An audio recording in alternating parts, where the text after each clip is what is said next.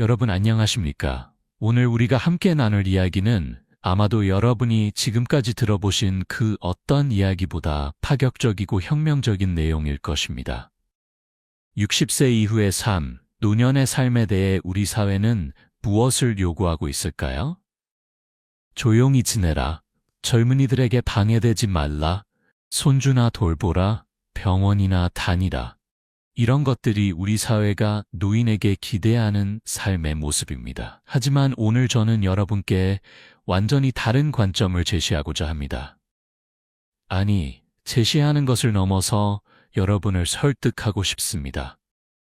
60세 이후 게임을 하는 것이야말로 가장 현명하고 가장 건강하고 가장 행복한 삶의 방식이라는 것을 말입니다. 한국 사회를 보십시오. 서울 강남의 고급 아파트에서부터 지방 소도시의 작은 주택까지 60세가 넘은 분들은 무엇을 하고 계십니까? 아침에 일어나서 TV를 켜고 뉴스를 보고 점심을 먹고 낮잠을 자고 저녁을 먹고 또 TV를 보고 잠자리에 듭니다. 어떤 분들은 경로당에 나가서 화투를 치거나 이야기를 나눕니다. 어떤 분들은 등산을 하거나 공원을 산책합니다. 물론 이런 활동들도 의미가 있습니다. 하지만 솔직히 물어보겠습니다. 여러분, 정말로 행복하십니까? 2024년 한국보건사회연구원의 통계를 보면 충격적인 사실을 알 수 있습니다. 65세 이상 노인의 우울증 유병률이 무려 34.2%에 달한다고 합니다. 3명 중 1명이 우울증을 앓고 있다는 뜻입니다. OECD 국가 중 노인 자살률이 가장 높은 나라가 바로 대한민국입니다. 왜 이런 일이 벌어질까요? 돈이 없어서? 건강이 나빠서? 물론 그것도 이유입니다. 하지만 가장 근본적인 이유는 바로 삶의 의미 상실입니다. 평생을 열심히 살아왔습니다. 좋은 대학에 들어가기 위해 밤을 새워 공부했고, 좋은 직장을 얻기 위해 치열하게 경쟁했고, 가족을 먹여 살리기 위해 주말도 없이 일했고, 자식들을 대학에 보내기 위해 빚을 내가며 교육비를 댔습니다. 그렇게 40년, 50년을 달려왔습니다. 그리고 60세가 되었습니다. 정년퇴직을 했습니다. 자식들은 모두 독립했습니다. 이제 무엇을 해야 할까요? 갑자기 텅 빈 시간이 눈앞에 펼쳐집니다. 아침에 눈을 떠도 갈 곳이 없습니다. 해야 할 일도 없습니다. 나를 필요로 하는 사람도 없습니다. 서울 송파구에 사시는 박영수 씨, 가명 68세의 이야기를 들어보겠습니다. 박 씨는 30년간 중견기업의 중간 관리자로 일하셨습니다. 성실하고 책임감 있는 직장인이었습니다. 회사에서도 인정받았고 후배들에게도 존경받았습니다. 하지만 63세에 정년퇴직을 하고 나서 모든 것이 달라졌습니다. 처음 몇 달은 좋았어요. 이제 쉬어야지, 평생 일만 했으니 이제 놀아야지라고 생각했죠. 그런데 한 달, 2달 지나니까 이상한 느낌이 들더라고요. 아침에 일어나도 할 일이 없으니까 9시까지 자고, 일어나서 TV 켜고, 뉴스 보고, 커피 마시고, 점심 먹고, 또 TV 보고, 그렇게 하루가 가는 거예요. 처음에는 이게 행복이지라고 생각했는데 점점 공허해지더라고요. 내가 뭐 하는 사람인가? 내가 왜 사는가? 이런 생각이 들기 시작했어요. 박 씨는 우울증 진단을 받았습니다.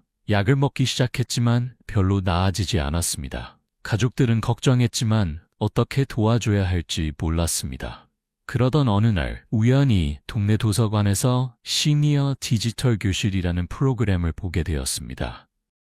처음에는 관심이 없었지만 할 일도 없고 해서 참여해 보았습니다. 그곳에서 박 씨는 생애 처음으로 컴퓨터 게임을 접했습니다. 스타크래프트라는 게임이었습니다.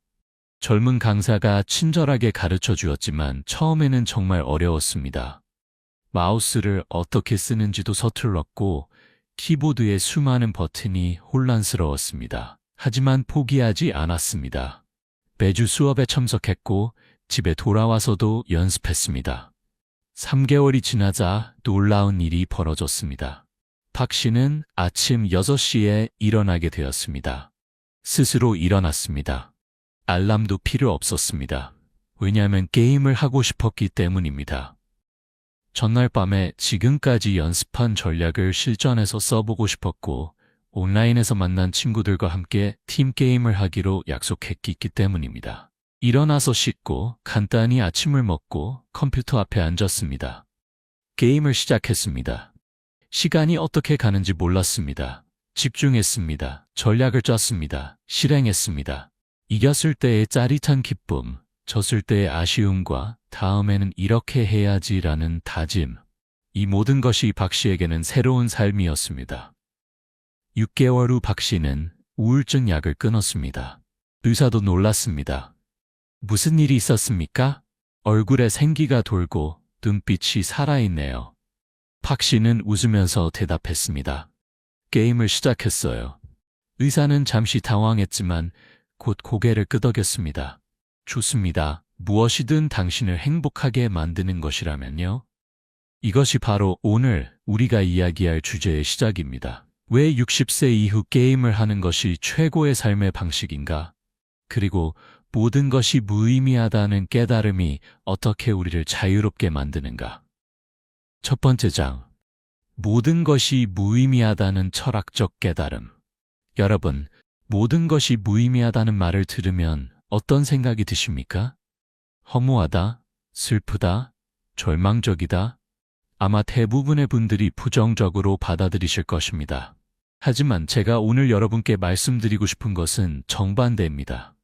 모든 것이 무의미하다는 깨달음은 인생에서 가장 위대한 해방이며 진정한 자유의 시작입니다. 프랑스의 실존주의 철학자 알베르 카이는 시시포스의 신화에서 이렇게 말했습니다. 시시포스는 바위를 산 위로 밀어 올리는 형벌을 받았습니다. 하지만 바위는 정상에 도달하면 다시 굴러떨어집니다. 시시포스는 다시 산 아래로 내려가서 바위를 밀어 올립니다. 이것이 영원히 반복됩니다. 완전히 무의미한 노동입니다. 하지만 카이는 말합니다. 우리는 시시포스가 행복하다고 상상해야 한다고. 왜일까요? 왜 무의미한 노동을 영원히 반복하는 시시포스가 행복할 수 있을까요? 그 답은 바로 수용에 있습니다. 시시포스가 자신의 운명을 받아들이고 바위를 미는 그 행위 자체에서 의미를 찾았을 때 그는 자유로워집니다. 더 이상 신들의 형벌에 고통받지 않습니다. 그는 자신의 주인이 됩니다. 우리의 삶도 마찬가지입니다. 평생을 열심히 살아왔습니다. 무엇을 위해서? 성공하기 위해서? 인정받기 위해서? 부자가 되기 위해서? 행복해지기 위해서? 하지만 60세가 넘어 뒤돌아보면 무엇이 남았습니까? 부산 해운대에 사시는 김철수 씨 70세의 이야기입니다. 김 씨는 평생 사업을 하셨습니다. 작은 제조업체를 운영하면서 직원 50명을 거느렸고 연매출 100억 원을 달성했습니다. 자식 셋을 모두 대학에 보냈고 강남의 아파트도 샀습니다. 객관적으로 보면 성공한 인생입니다. 하지만 솔직히 말씀드리면 70세가 되고 보니 모든 게 무의미하게 느껴져요. 평생 돈 벌기 위해 아침 6시에 일어나서 밤 10시까지 일했어요. 주말도 없었고 명절도 없었어요. 가족들과 여행 한번 제대로 못 가봤어요. 자식들 졸업식, 입학식도 회사 일 때문에 못 갔어요. 그렇게 모은 돈으로 뭐 했어요? 자식들 결혼시키고 집 사주고 이제 남은 건 강남 아파트 하나. 그런데 그게 뭐 대수입니까? 죽으면 다 두고 가는 건데 건강도 망가졌어요. 고혈압, 당뇨, 관절염, 병원 다니느라 번 돈 다 쓰고 있어요. 지금 생각하면 평생이 허무해요. 내가 뭐 했나 싶어요. 김 씨의 이야기는 특별한 것이 아닙니다. 대부분의 한국 노인들이 비슷한 감정을 느낍니다. 한양대학교 고령사회연구원이 2024년에 발표한 한국 노인의 삶의 질 조사 보고서를 보면 65세 이상 노인의 72.3%가 평생 열심히 살았지만 지금 돌아보면 그게 무슨 의미였는지 모르겠다고 답했습니다. 이것이 바로 모든 것이 무의미하다는 깨달음의 첫 단계입니다. 평생 추구했던 것들, 성공, 부, 명예, 인정, 이 모든 것이 결국에는 별 의미가 없다는 것을 깨닫는 순간입니다. 하지만 여기서 멈추면 안 됩니다.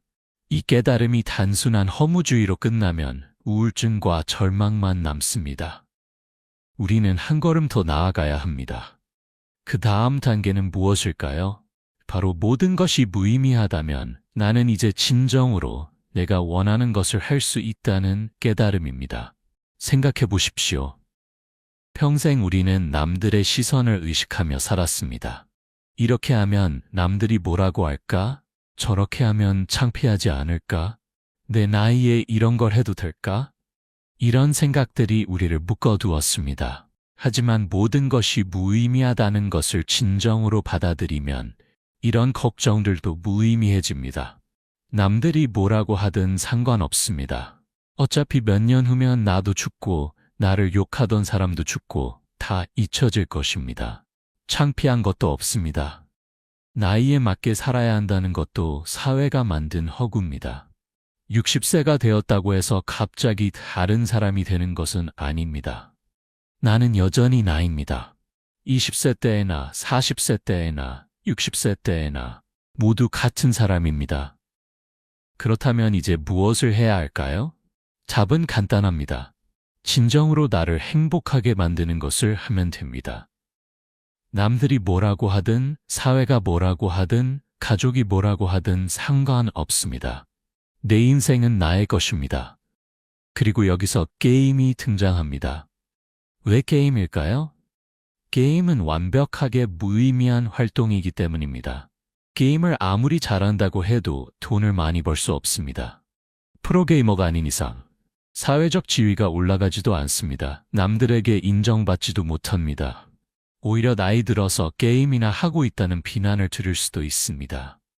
하지만 바로 그렇기 때문에 게임은 순수합니다. 게임은 오직 즐거움을 위해, 행복을 위해, 나 자신을 위해 하는 것입니다. 다른 목적이 없습니다. 게임은 무의미함의 완벽한 구현입니다. 그리고 그 무의미함 속에서 우리는 진정한 자유를 발견합니다.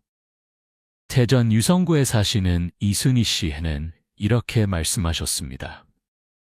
평생 의미 있는 일을 하려고 했었어요. 남편 뒷바라지하고 자식 키우고 시부모 모시고 모두 의미 있는 일이라고 생각했죠.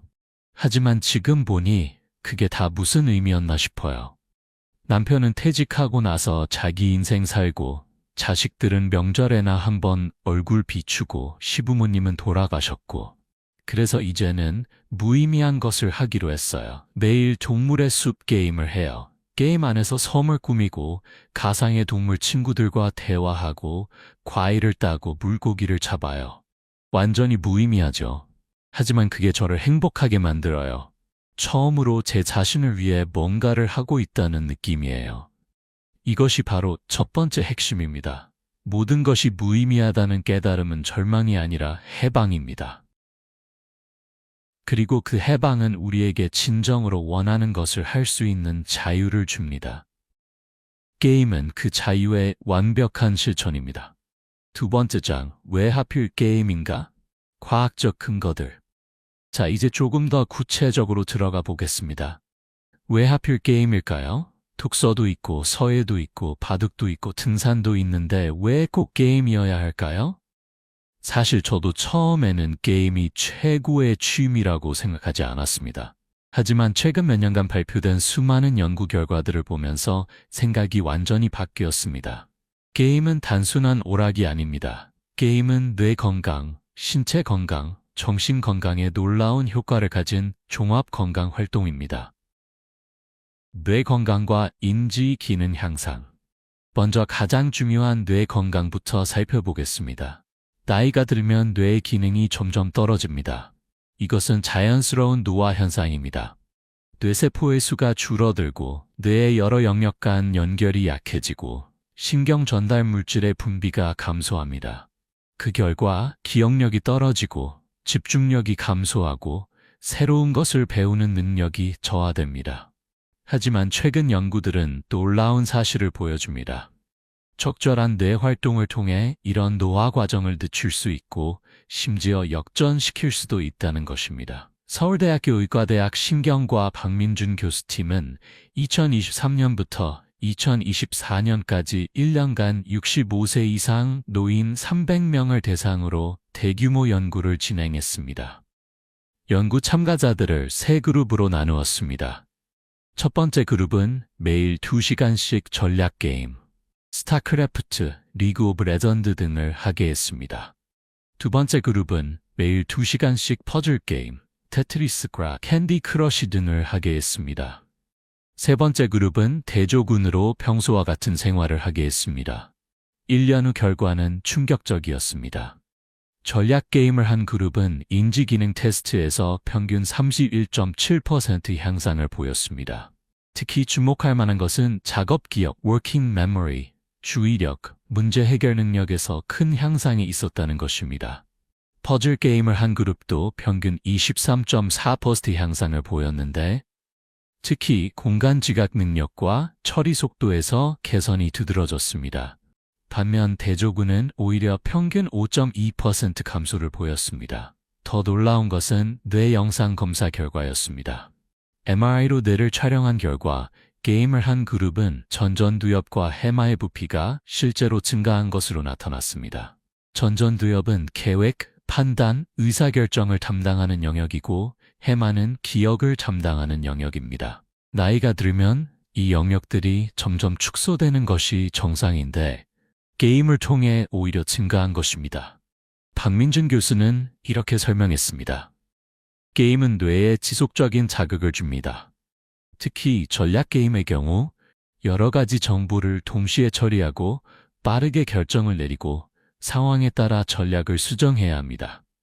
이런 활동이 뇌의 신경 가소성을 촉진합니다. 신경 가소성이란 뇌가 새로운 연결을 만들고 기존 연결을 강화하는 능력을 말합니다.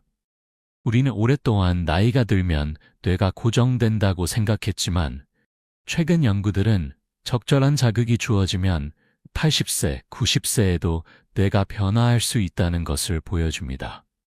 고려대학교 심리학과 김상훈 교수팀의 2024년 연구도 비슷한 결과를 보여줍니다. 이 연구에선 특히 치매 예방 효과에 주목했습니다. 연구팀은 경두인지장애, meal comment 진단을 받은 70세 이상 노인 150명을 추적 조사했습니다. 경두인지장애는 정상 노화와 치매의 중간 단계로 매년 약 10-15%가 알츠하이머 치매로 진행됩니다. 연구 참가자 중 절반은 매일 1-2시간씩 다양한 게임을 하도록 권장했고 나머지 절반은 특별한 개입 없이 관찰만 했습니다.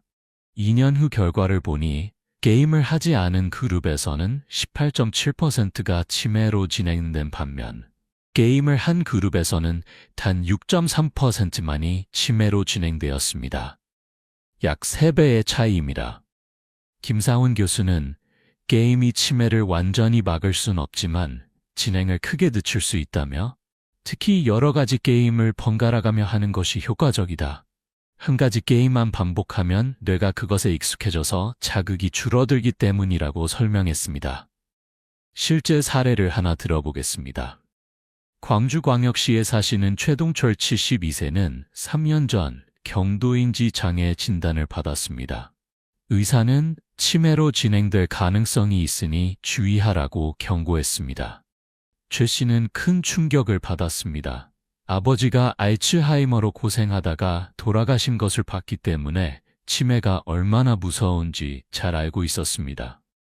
뭐라도 해야겠다고 생각했어요. 인터넷을 검색해보니 게임이 치매 예방에 좋다는 연구 결과들이 나오더라고요.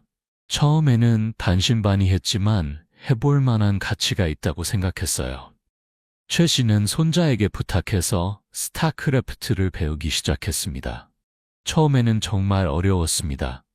마우스와 키보드를 동시에 사용해야 하고 화면의 여러 곳을 동시에 봐야 하고 빠르게 결정을 내려야 했습니다. 하루에 30분만 해도 머리가 지끈거렸습니다. 하지만 포기하지 않았습니다. 매일 조금씩 연습했습니다.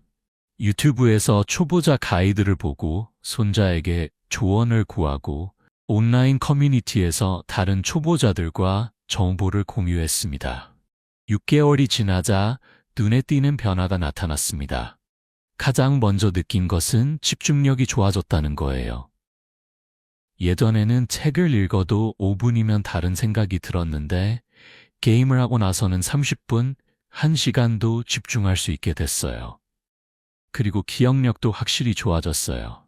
예전에는 방금 전에 한 말도 까먹었는데 이제는 일주일 전 약속도 잊지 않아요. 1년 후 최 씨는 다시 병원을 찾았습니다. 인지기능 검사를 받았습니다. 결과는 놀라웠습니다. 경도인지 장애가 개선되어 정상 범위로 돌아왔습니다. 의사는 믿을 수 없다는 표정이었습니다. 솔직히 저도 놀랐어요. 환자가 좋아지는 경우는 드물거든요. 보통은 유지되거나 악화되는 게 일반적이에요. 무슨 특별한 일이 있었냐고 물었더니 게임을 했다고 하더라고요. 처음에는 반신반의했지만 최근 연구 결과들을 보니 실제로 효과가 있는 것 같더라고요. 최 씨는 지금도 매일 2-3시간씩 게임을 합니다. 스타크래프트 외에도 리그 오브 레전드, 테트리스, 캔디 크러쉬 등 다양한 게임을 즐깁니다. 그리고 무엇보다 행복합니다. 게임이 제 인생을 바꿨어요.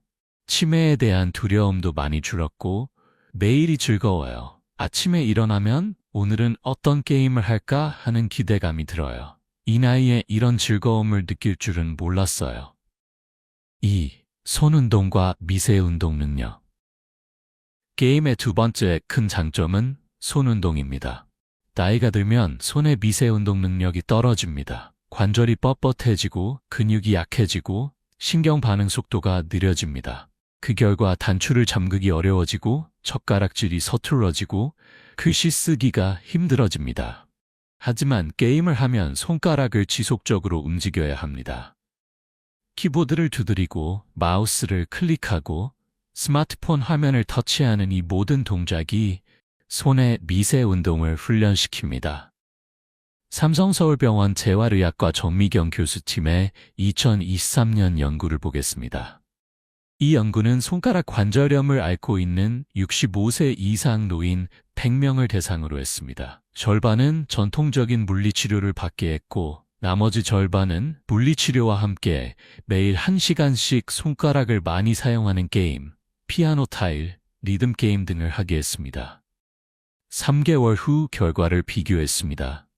물리치료만 받은 그룹은 평균 12.3%의 개선을 보인 반면 게임을 함께한 그룹은 평균 28.7%의 개선을 보였습니다. 특히 손가락의 유연성, 악력, 정밀 조작 능력에서 큰 향상이 있었습니다. 정미경 교수는 게임의 장점은 재미있다는 것이라며 전통적인 물리치료는 지루하고 고통스러워서 환자들이 중도에 포기하는 경우가 많다. 하지만 게임은 재미있기 때문에 환자들이 스스로 열심히 한다. 그리고 게임을 하면서 자연스럽게 손가락 운동이 되기 때문에 일석이조다라고 설명했습니다. 서울 강동구에 사시는 박순자 씨 69세의 사례를 들어보겠습니다. 박 씨는 10년 전부터 손가락 관절염으로 고생했습니다. 아침에 일어나면 손가락이 뻣뻣하고 아파서 주먹을 쥘 수도 없었습니다. 바늘질은 물론이고 젓가락질도 어려웠습니다. 병원에서 약을 받아먹고 물리치료도 받았지만 큰 효과가 없었습니다. 정말 답답했어요. 평생 손으로 일하며 살았는데 이제 손을 쓸 수 없다니. 요리하는 것도 어렵고 바느질도 못하고 손주들 옷을 만들어주고 싶어도 바늘을 잡을 수가 없었어요. 그러던 어느 날 손주가 놀러와서 쿠키런 게임을 하는 것을 보았습니다. 손주는 스마트폰 화면을 엄청나게 빠르게 터치하고 있었습니다. 박 씨는 신기해서 나도 한번 해볼 수 있을까? 라고 물었습니다. 손주는 기쁜 표정으로 할머니도 할 수 있어요. 라고 대답했습니다. 처음에는 정말 어려웠습니다. 손가락이 잘 움직이지 않았고 통증도 있었습니다. 하지만 손주가 옆에서 응원해주고 게임 자체가 재미있어서 계속하게 되었습니다. 하루에 10분, 20분씩 조금씩 늘려갔습니다. 1개월 후 변화가 나타나기 시작했습니다. 아침에 일어났을 때 손가락이 예전보다 덜 뻣뻣했습니다. 2개월 후에는 젓가락질이 훨씬 편해졌습니다. 3개월 후에는 바늘을 잡을 수 있게 되었습니다. 정말 신기했어요. 병원 치료로도 안 되던 게 게임으로 나아지다니. 의사 선생님한테 말씀드렸더니 의사 선생님도 놀라셨어요. 무슨 특별한 운동을 하셨나요? 라고 물으시길래 게임이요라고 했더니 처음에는 믿지 않으시더라고요. 박 씨는 지금 매일 1시간씩 다양한 모바일 게임을 합니다. 쿠키런 외에도 피아노 타일, 캔디 크러쉬, 애니팡 등 손가락을 많이 사용하는 게임들을 즐깁니다. 덕분에 손가락 관절염이 크게 개선되었고 이제는 손주들 옷도 만들어줄 수 있게 되었습니다. 게임이 제 손을 살려줬어요. 그리고 손주와 함께 게임을 하면서 손주와도 더 가까워졌어요. 손주가 할머니 실력 진짜 좋아요 라고 칭찬해주면 제가 다 자랑스럽고 기뻐요. 3. 사회적 연결과 고립 방지. 게임의 세 번째 큰 장점은 사회적 연결입니다. 나이가 들면 사회적 관계망이 점점 축소됩니다. 친구들이 하나둘 세상을 떠나고 건강이 나빠져서 외출이 어려워지고 가족들도 각자 바빠서 자주 만나기 힘듭니다. 그 결과 많은 노인들이 사회적 고립을 경험합니다. 사회적 고립은 단순히 외로운 것을 넘어서 건강에 심각한 영향을 미칩니다. 서울대학교 보건대학원 이영희 교수팀의 2024년 연구에 따르면 사회적 고립을 경험하는 노인은 그렇지 않은 노인에 비해 사망 위험이 1.5배 높고 치매 발병 위험은 2.1배 높으며 우울증 발병 위험은 3.2배 높다고 합니다. 하지만 온라인 게임을 하면 전국, 아니 전 세계의 사람들과 연결될 수 있습니다. 나이도, 지역도, 직업도 중요하지 않습니다. 게임이라는 공통의 관심사로 뭉친 사람들과 대화하고 협력하고 경쟁할 수 있습니다. 한국정보화진흥원의 2024년 시니어 온라인 게임 이용 실태 조사를 보면 흥미로운 결과가 나옵니다. 온라인 게임을 하는 60세 이상 노인의 87.3%가 게임을 통해 새로운 친구를 사귀었다고 답했고 73.6%가 게임 친구들과 게임 외의 이야기도 나눈다고 답했으며 54.2%가 게임 친구를 실제로 만난 적이 있다고 답했습니다. 제주도에 사시는 강명숙 씨의 이야기를 들어보겠습니다. 강 씨는 남편과 사별한 후 혼자 살고 있습니다. 자식들은 모두 서울에 살고 있어서 1년에 몇 번밖에 만나지 못합니다. 제주도에서 태어나고 자랐지만 친구들도 하나둘 세상을 떠나거나 건강이 나빠져서 만나기 힘들어졌습니다. 정말 외로웠어요. 아침에 일어나도 말할 사람이 없고 하루 종일 TV만 보고 가끔 자식들이 전화하면 괜찮다고 말하지만 사실은 전혀 괜찮지 않았어요. 울고 싶었어요. 이렇게 외롭게 살다가 죽는구나 하는 생각이 들었어요.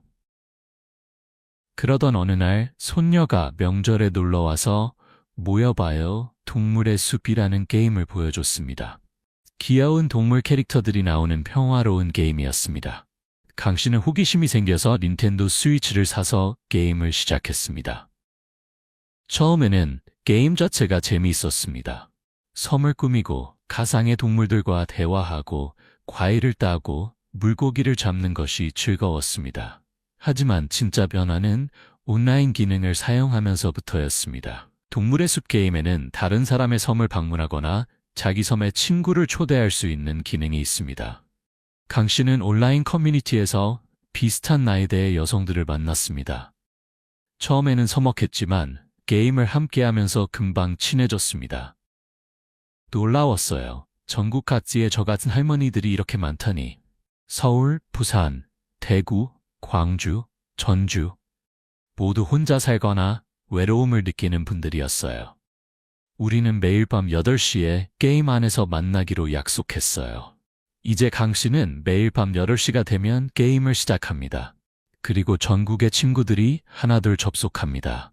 안녕하세요. 오늘 날씨 어때요? 저 오늘 병원 다녀왔어요 등등 일상적인 대화를 나눕니다. 게임 안에서 함께 낚시를 하고 곤충을 잡고 섬을 구경합니다. 시간 가는 줄 모릅니다. 이젠 아침에 일어나면 기대가 돼요. 오늘 저녁에 친구들을 만나겠구나 하는 생각에 하루가 즐거워요. 그리고 친구들과 이야기를 나누면서 위로도 받고 웃기도 하고 때로는 고민 상담도 해요. 비록 게임 안에서만 만나지만 어떤 면에서는 실제 친구들보다 더 가깝게 느껴져요. 작년에 강 씨가 감기로 며칠 게임에 접속하지 못했을 때 친구들은 걱정해서 커뮤니티에 글을 올렸고 강 씨의 전화번호를 알고 있던 한 친구가 직접 전화를 걸어 안부를 물었습니다. 심지어 서울에서 사는 한 친구는 제주도까지 찾아와서 병문안을 했습니다. 그때 정말 감동했어요. 게임으로 만난 사람이 이렇게까지 신경 써주다니. 이분들이 진짜 제 친구구나, 제 가족이구나 하는 생각이 들었어요. 강 씨는 지금 동물의 숲 게임 친구가 30명이 넘습니다. 모두 60대 이상의 여성들입니다.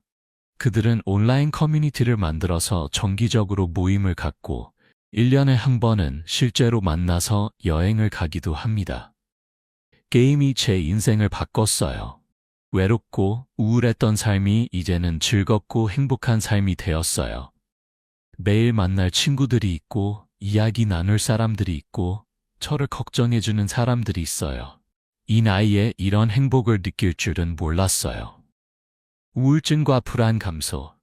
게임의 네 번째 큰 장점은 정신 건강, 특히 우울증과 불안 감소 효과입니다. 앞서 언급했듯이 한국 노인의 우울증 유병률은 매우 높습니다. 그 이유는 무엇일까요? 가장 큰 이유는 무력감과 무가치감입니다. 평생 일하고 가족을 돌보던 사람이 갑자기 할 일이 없어지면 나는 이제 쓸모없는 사람이라는 생각이 듭니다. 사회가 나를 필요로 하지 않고 가족도 나를 필요로 하지 않는다고 느낍니다. 이런 감정이 쌓이면 우울증으로 발전합니다. 하지만 게임은 이 문제를 해결할 수 있습니다. 게임 안에서는 항상 할 일이 있고 항상 목표가 있고 항상 성취할 것이 있습니다. 퀘스트를 완료하고 레벨을 올리고 아이템을 모으고 친구들과 협력해서 던전을 클리어하는 등 끊임없이 작은 성공을 경험합니다. 분당 서울대병원 정신건강의학과 이수진 교수팀의 2023년 연구를 보겠습니다. 이 연구는 우울증 진단을 받은 65세 이상 노인 10명을 대상으로 했습니다. 참가자들을 두 그룹으로 나누어 한 그룹은 전통적인 약물 치료와 상담 치료를 받게 했고 다른 그룹은 약물 치료, 상담 치료와 함께 매일 한 2시간씩 게임을 하게 했습니다. 6개월 후 결과를 비교했습니다. 전통적인 치료만 받은 그룹은 평균 32.7%의 증상 개선을 보인 반면 게임을 함께한 그룹은 평균 61.4%의 개선을 보였습니다. 특히 주목할 만한 것은 삶의 의미 점수가 크게 향상되었다는 것입니다. 이수진 교수는 게임은 노인에게 새로운 삶의 목적을 제공한다며 아무리 작은 목표라도 달성하면 성취감을 느끼고 이것이 쌓이면 자존감이 높아진다. 또한 게임을 통해 새로운 사람들을 만나고 사회적 연결을 경험하면서 고립감이 줄어든다. 이 모든 것이 우울증선에 도움이 된다고 설명했습니다. 전주에 사시는 오연수 씨 66세의 이야기를 들어보겠습니다. 오 씨는 3년 전 아내를 잃었습니다. 40년을 함께 산 아내였습니다. 아내가 세상을 떠난 후 오 씨는 심한 우울증에 빠졌습니다. 아내 없이는 살 수 없을 것 같았어요. 아침에 눈을 뜨면 아내가 없다는 사실이 믿기지 않았어요. 왜 나는 살아있고 아내는 죽었을까? 나도 아내를 따라가야 하는 게 아닐까? 이런 생각이 계속 들었어요. 오 씨는 밥도 제대로 먹지 않았고 씻지도 않았고 집 밖으로 나가지도 않았습니다. 자식들이 걱정해서 병원에 데려갔고 우울증 진단을 받았습니다. 약을 먹기 시작했지만 별로 나아지지 않았습니다. 그러던 어느 날 30년 만에 옛날 친구가 찾아왔습니다. 친구는 오 씨의 상태를 보고 깜짝 놀랐습니다. 야, 이게 무슨 꼴이냐? 아내가 저 세상에서 보면 얼마나 슬프겠냐. 친구는 오 씨를 강제로 목욕탕에 데려가서 씻겼고 식당에 데려가서 밥을 먹였고 그리고 PC방에 데려갔습니다. PC방에 가본 게 30년 만이었어요. 옛날에 젊었을 때 친구들과 가끔 갔었는데 친구가 월드 오브 워크래프트라는 게임을 보여줬어요. 처음에는 관심도 없었어요. 하지만 친구가 계속 권유해서 한번 해봤어요. 처음에는 아무 감흥이 없었습니다. 그냥 화면을 멍하니 바라보기만 했습니다. 하지만 친구가 옆에서 하나하나 알려주고 함께 게임을 하면서 조금씩 흥미가 생기기 시작했습니다. 캐릭터를 만들고 퀘스트를 받고 몬스터를 잡고 레벨을 올리는 게 처음에는 무의미하게 느껴졌어요. 하지만 계속하다 보니 어느 순간 몰입하고 있더라고요. 아, 이 퀘스트를 완료하면 뭘 받지? 다음 레벨까지 얼마나 남았지? 이런 생각을 하고 있는 제 자신을 발견했어요. 그리고 깨달았어요. 아, 내가 지금 뭔가에 집중하고 있구나. 아내 생각이 아니라 다른 생각을 하고 있구나. 오 씨는 그 후로 매일 PC방에 갔습니다. 처음에는 친구와 함께 갔지만 나중에는 혼자서도 갔습니다. 게임 안에서 길드에 가입했고 길드 사람들과 던전을 돌았고 보이스 채팅으로 대화를 나눴습니다. 길드 사람들은 오 씨가 60대라는 것을 알고 처음에는 놀랐지만 곧 따뜻하게 받아들였습니다. 게임 안에서는 나이가 중요하지 않더라고요. 실력과 성격이 중요할 뿐이었어요. 길드 사람들은 저를 오 형님이라고 불렀고 저를 존중해줬어요. 제가 뭔가 도움이 되는 사람이라는 느낌을 받았어요. 오랜만에 누군가에게 필요한 사람이 된 기분이었어요. 6개월 오 씨는 우울증 약을 끊었습니다. 의사도 놀랐습니다. 어떻게 이렇게 좋아지셨어요? 오 씨는 대답했습니다. 게임을 시작했어요. 의사는 고개를 끄덕였습니다. 좋습니다. 무엇이든 당신을 행복하게 만드는 것이라면요? 게임이 저를 살렸어요. 아내를 잃은 슬픔이 완전히 사라진 건 아니에요. 여전히 아내가 그립고 가끔 울기도 해요. 하지만 이제는 살 이유가 생겼어요.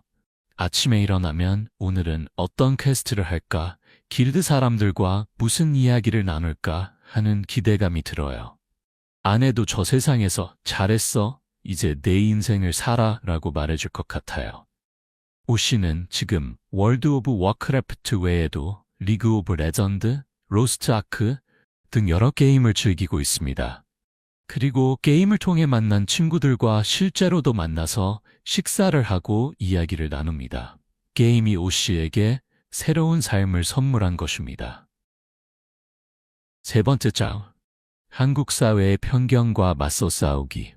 지금까지 게임의 여러 장점들을 과학적 근거와 함께 살펴보았습니다. 하지만 여러분도 잘 아시다시피 한국 사회는 노인이 게임하는 것을 곱게 보지 않습니다. 이제 이 편견에 대해 이야기해 보겠습니다. 나이 들어서 무슨 게임이냐? 철 좀 들어라. 그럴 시간에 손주나 돌봐라. 게임 중독 되겠다. 창피한 줄 알아라. 게임을 하는 노인들이 가장 많이 듣는 말들입니다. 이런 말들은 어디서 오는 걸까요? 한국 사회는 생산성에 집착합니다. 사람의 가치를 얼마나 생산적인가로 평가합니다. 돈을 버는 사람, 경제에 기여하는 사람, 사회에 도움이 되는 사람이 가치 있는 사람입니다. 반대로 돈을 벌지 못하는 사람, 경제에 기여하지 않는 사람, 사회에 도움이 안 되는 사람은 가치 없는 사람으로 취급됩니다. 노인은 이미 은퇴했기 때문에 경제활동을 하지 않습니다. 따라서 한국 사회의 관점에서 노인은 생산적이지 않은 존재입니다. 하지만 사회는 노인에게도 역할을 요구합니다. 손주를 돌보든지 집안일을 하든지 아니면 조용히 TV나 보고 있든지, 즉 다른 사람에게 도움이 되거나 최소한 방해가 되지 말라는 것입니다. 이런 맥락에서 노인이 게임을 하는 것은 쓸모없는 일로 간주됩니다. 게임은 돈을 벌지도 못하고 누군가에게 도움이 되지도 않고 단지 시간을 낭비하는 것처럼 보이기 때문입니다. 인천 남동구에 사시는 정미경 씨의 경험을 들어보겠습니다. 정 씨는 1년 전부터 동물의 숲 게임을 즐기고 있습니다. 매일 2~3시간씩 게임을 하면서 정말 행복했습니다. 하지만 며느리가 그 사실을 알고 나서 문제가 생겼습니다. 어느 날 며느리가 집에 왔다가 제가 게임하는 모습을 봤어요.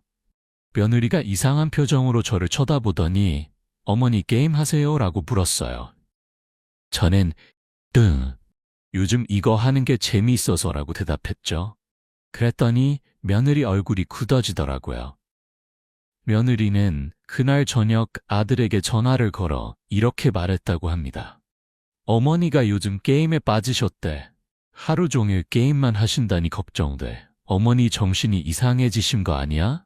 병원에 한번 모시고 가봐야 하는 거 아니야? 아들이 전화해서 물었어요. 엄마, 요즘 게임 하신대요? 저는 재밌어서 하고 있어라고 했죠. 그랬더니 아들이 엄마, 그런 거 하지 마세요. 나이 드신 분이 게임이라니 창피해요. 그럴 시간에 손주 좀 봐주세요. 며느리가 힘들어해요 라고 말하더라고요. 정 씨는 그 순간 굉장히 화가 났다고 합니다. 하지만 참았습니다. 아들과 싸우고 싶지 않았기 때문입니다. 그날 밤 정 씨는 잠을 이루지 못했습니다. 여러 가지 생각이 머릿속을 스쳤습니다. 내가 평생 뭐 했나 하는 생각이 들었어요. 자식 키우느라 내 인생이 없었어요. 결혼하고 나서 40년 동안 남편 뒷바라지, 자식 키우기, 시부모 모시기만 했어요. 내가 하고 싶은 건 한 번도 못 해봤어요. 이제 자식들 다 컸고 시부모님도 돌아가시고 이제 내 인생 좀 살아도 되는 거 아닌가요? 그런데 아직도 나한테 손주를 돌보라고요? 나는 언제 내 인생을 살 수 있나요? 정 씨는 며칠을 고민한 끝에 아들과 며느리를 불러서 진지한 대화를 나눴습니다. 아들아, 엄마 말 좀 들어봐. 나는 평생 너희를 위해 살았어. 하지만 이제는 내가 나를 위해 살고 싶어. 게임이 뭐가 창피한가? 나는 게임을 통해 행복을 느끼고 새로운 친구들을 만나고 건강도 좋아지고 있어. 손주를 돌봐달라고? 나도 손주가 예쁘고 사랑해. 하지만 손주는 너희 아이야. 너희가 키우는 거야. 나는 가끔 봐주는 건 좋지만 매일 봐줄 의무는 없어. 나도 내 인생이 있어. 아들과 며느리는 처음에는 당황했지만 정 씨의 진심 어린 말에 조금씩 이해하기 시작했습니다. 특히 정 씨가 게임을 통해 얼마나 행복해졌는지, 건강이 얼마나 좋아졌는지 설명하자 생각이 바뀌었습니다. 며느리가 나중에 사과했어요. 어머니, 제가 몰라서 그랬어요. 어머니가 즐거우시다면 게임하세요. 그리고 손주는 제가 돌볼게요. 어머니는 어머니 인생을 사세요 라고 말하더라고요. 그 말을 들으니까 정말 기뻤어요. 정 씨의 사례는 많은 것을 시사합니다. 한국 사회, 특히 가족들은 여전히 노인을 도구로 생각하는 경향이 있습니다. 손주를 돌보는 도구, 집안일을 하는 도구. 하지만 노인도 한 명의 독립적인 인간입니다. 자신의 행복을 추구할 권리가 있습니다. 연세대학교 사회학과 이영희 교수는 이렇게 말합니다. 한국 사회는 노인을 더 이상 생산활동을 하지 않는 존재로 규정하고 그들의 삶을 여생이라고 부릅니다. 하지만 이것은 잘못된 시각입니다. 60세 이후의 삶도 분명한 삶입니다. 20대, 30대, 40대의 삶이 의미 있듯이 60대, 70대, 80대의 삶도 의미 있습니다. 그들도 행복을 추구할 권리가 있고 자신이 좋아하는 것을 할 권리가 있습니다. 그렇다면 우리는 어떻게 이 편견과 맞서 싸울 수 있을까요? 몇 가지 방법을 제시하겠습니다. 1. 당당해지기. 가장 중요한 것은 당당해지는 것입니다. 게임을 하는 것은 창피한 일이 아닙니다. 나쁜 일도 아닙니다. 단지 여러 취미 중 하나일 뿐입니다. 독서를 하는 사람이 있고 등산을 하는 사람이 있고 바둑을 두는 사람이 있듯이 게임을 하는 사람도 있습니다. 누군가 나이 들어서 게임이냐고 말하면 이렇게 대답하세요. 네, 나이 들어서 게임합니다. 그게 저를 행복하게 만드니까요. 문제 있나요? 2. 교육하기. 가족들이나 주변 사람들이 게임에 대해 부정적으로 생각한다면 그들을 교육시키세요. 게임이 뇌 건강, 신체 건강, 정신 건강에 얼마나 좋은지 과학적 근거를 들어 설명하세요. 이 글에서 소개한 여러 연구 결과들을 보여주세요. 게임이 단순한 오락이 아니라 건강 활동이라는 연구 결과가 많아 치매 예방에도 효과가 있고 우울증 치료에도 도움이 되고 의사들도 권장하는 활동이야. 3. 효과 보여주기. 말로만 하면 믿지 않을 수 있습니다. 그렇다면 효과를 보여주세요. 게임을 시작한 후 달라진 모습을 보여주세요. 더 활기차진 모습, 더 행복해진 모습, 건강이 좋아진 모습을 가족들이 직접 목격하게 하세요. 게임 시작하고 나서 기억력이 좋아졌어. 전에는 자꾸 깜빡깜빡했는데 이제는 잘 기억해. 손이 더 유연해졌어. 관절염이 많이 나아졌어. 친구들이 많이 생겼어. 외롭지 않아. 4. 함께하기 가능하다면 가족들, 특히 손주들과 함께 게임을 해보세요. 함께 게임을 하면서 자연스럽게 소통하고 게임이 얼마나 재미있는지 직접 보여줄 수 있습니다. 손주야, 할머니한테 이 게임 좀 가르쳐 줄래? 손주들은 자신이 잘하는 것을 가르치는 걸 좋아합니다. 그리고 할머니, 할아버지와 함께 게임을 하면서 세대 간의 벽도 허물어집니다. 4번째 장, 구체적으로 어떤 게임을 어떻게 시작할까? 지금까지 게임의 장점과 사회적 편견에 대해 이야기했습니다. 이제 구체적으로 어떤 게임을 어떻게 시작하면 좋을지 알아보겠습니다. 초보자를 위한 게임 추천 1. 모바일 퍼즐 게임 가장 시작하기 쉬운 게임들입니다. 스마트폰만 있으면 되고 무료로 할 수 있고 규칙도 간단합니다. 캔디 크러쉬, 같은 색깔의 사탕을 3개 이상 연결하는 게임. 전략적 사고가 필요하지만 시간 제한이 없어서 천천히 할 수 있습니다. 테트리스, 떨어지는 블록을 맞춰서 줄을 만드는 고전 게임. 공간 지각 능력과 빠른 판단력을 기릅니다. 애니팡, 귀여운 동물 캐릭터를 연결하는 게임. 한국에서 만든 게임이라 한글로 되어 있어서 편합니다. 2. 모바일 시뮬레이션 게임, 현실적인 활동을 가상으로 체험하는 게임들입니다. 쿠키런, 쿠키 캐릭터를 조종해서 달리는 게임, 손가락 반사신경을 기르는 데 좋습니다. 모두의 마블, 브루마블 게임의 스마트폰 버전, 익숙한 게임이라 쉽게 시작할 수 있습니다. 3. 닌텐도 스위치 게임, 조금 더 본격적인 게임을 하고 싶다면 닌텐도 스위치를 추천합니다. 약 40만 원 정도의 비용이 들지만 편하고 재미있는 게임들이 많습니다. 모여봐요. 동물의 숲, 무인도에서 생활하는 게임, 경쟁이나 스트레스 없이 여유롭게 즐길 수 있습니다. 집을 꾸미고 동물 친구들과 대화하고 낚시하고 과일을 수확합니다. 링피트 어드벤처, 운동하면서 게임하는 것. 게임을 하려면 실제로 몸을 움직여야 해서 운동 효과가 있습니다. 4. 컴퓨터 게임. 컴퓨터가 있다면 더 다양한 게임을 즐길 수 있습니다. 스타듀 밸리, 농장을 경영하는 게임. 작물을 심고 동물을 키우고 마을 사람들과 친해지는 평화로운 게임입니다. 마인크래프트, 블록으로 세상을 만드는 게임. 창의력을 발휘할 수 있고 손주들과 함께 하기에도 좋습니다. 5. 전략 게임, 도전적인 게임을 원하는 분들을 위해. 스타크래프트, 한국에서 가장 유명한 전략 게임. 어렵지만 그만큼 성취감도 큽니다. 리그 오브 레전드, 전 세계적으로 인기 있는 팀 전략 게임. 온라인으로 다른 사람들과 함께 플레이합니다. 게임을 시작하는 방법. 1단계, 장비 준비. 스마트폰 게임, 이미 가지고 있는 스마트폰으로 시작. 앱스토어나 구글 플레이에서 게임 다운로드. 닌텐도 스위치, 온라인이나 전자제품 매장에서 구입. 약 40만 원. 컴퓨터 게임, 집에 있는 컴퓨터 사용. 고사양 게임이 아니라면 일반 컴퓨터로도 충분. 2단계, 배우기. 튜토리얼, 대부분의 게임에는 초보자를 위한 튜토리얼이 있습니다. 천천히 따라하면서 배우세요.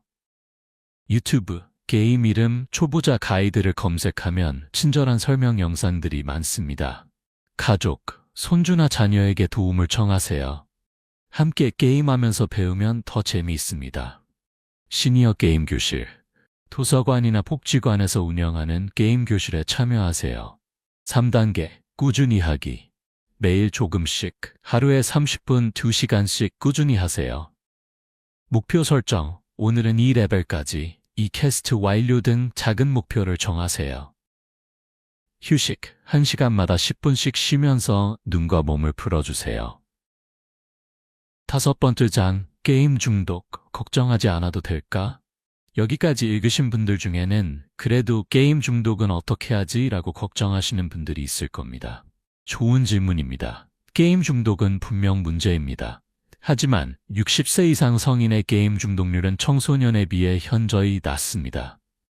한국콘텐츠진흥원의 2024년 게임 과몰입 실태 조사에 따르면 10대 청소년의 게임 과몰입률은 12.3%인 반면 60대 이상의 게임 과몰입률은 단 1.7%에 불과합니다. 약 7배의 차이입니다. 왜 이런 차이가 날까요? 1. 자제력의 차이. 60년 이상을 살아오면서 쌓은 경험과 지혜가 있습니다. 게임과 현실을 구분할 수 있고 적절한 선에서 조절할 수 있습니다.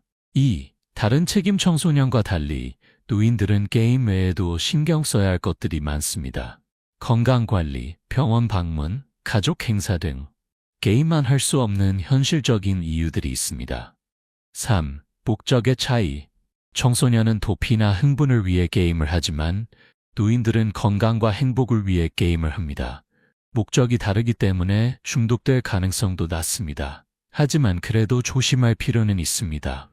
다음과 같은 원칙을 지키세요. 1. 하루 2-3시간 이내로 제한하기. 2. 다른 활동, 운동, 독서, 사교 활동도 병행하기. 3. 게임 때문에 식사나 수면을 거르지 않기. 4. 게임 때문에 가족 관계가 나빠지지 않도록 주의하기. 5. 몸이 불편하면 바로 중단하기. 6. 게임에 과도한 돈을 쓰지 않기. 무과금 또는 소액과금. 이 원칙들을 지키면 게임은 중독이 아니라 건강한 취미가 됩니다. 6번째 장. 모든 것이 무의미하다는 깨달음으로 돌아가기. 우리는 이 글에 처음으로 돌아왔습니다.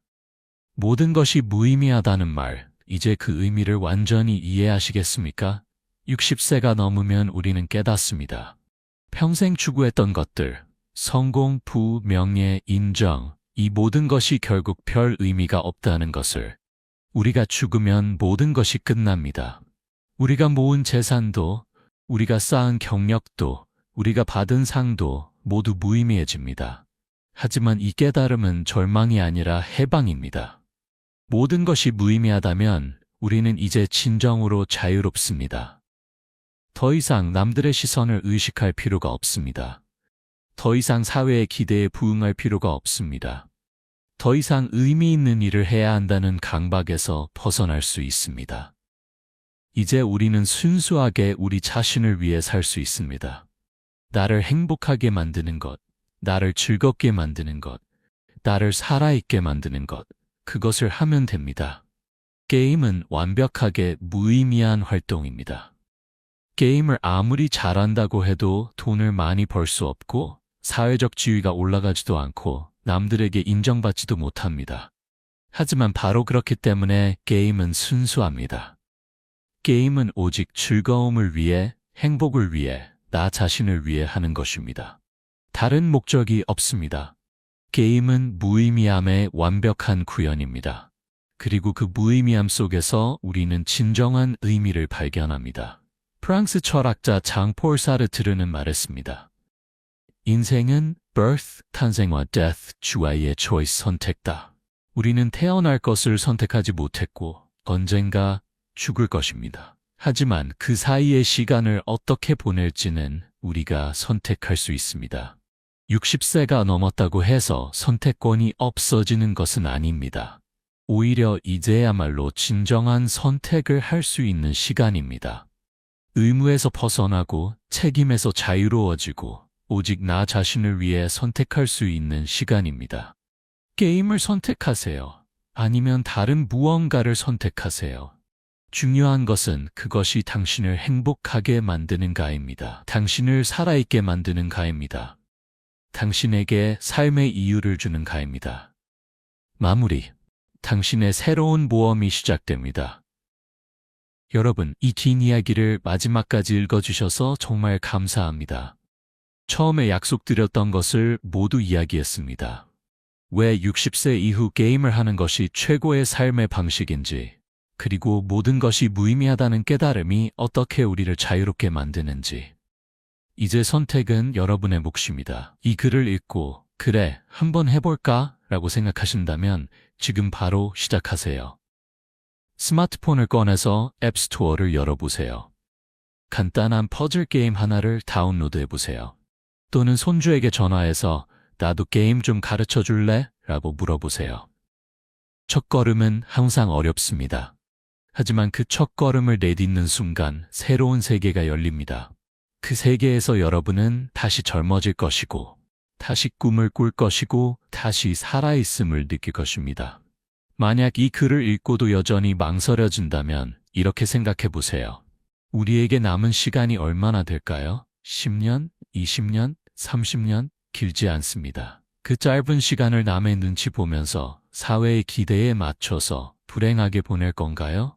아니면 내가 진정으로 원하는 것을 하면서 행복하게 보낼 건가요? 답은 명확합니다. 행복을 선택하세요. 그리고 게임이 여러분을 행복하게 만든다면 주저하지 말고 게임을 하세요. 나이 들어서 무슨 게임이냐고 말하는 사람들에게 당당하게 대답하세요. 나이가 들어서 하는 게임이니까 더 의미가 있는 거야. 나는 이제 내 인생의 주인공이야. 나는 내가 하고 싶은 것을 해. 그게 게임이든 다른 무엇이든 상관없어. 중요한 건 내가 행복한 거야. 한국의 모든 60세 이상 어르신들께 말씀드립니다. 여러분의 인생은 아직 끝나지 않았습니다. 아니, 어쩌면 지금부터가 진짜 시작일지도 모릅니다. 의무에서 벗어나 자유를 누리는 진짜 인생 말입니다. 게임을 하세요. 웃으세요. 즐기세요. 살아있음을 느끼세요. 친구를 사귀세요. 새로운 것을 배우세요. 도전하세요. 실패해도 괜찮습니다. 다시 시도하면 됩니다. 이기면 기뻐하고 지면 다시